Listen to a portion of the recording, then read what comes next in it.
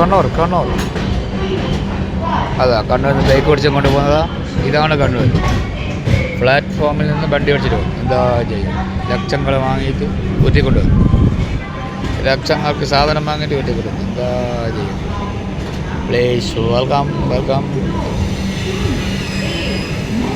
കണ്ണൂർ. അങ്ങനെ അജ്ഗർ ബൈ കണ്ണൂർ എയർപോർട്ടിൽ എത്തിയിരിക്കുകയാണ്. വെൽക്കം.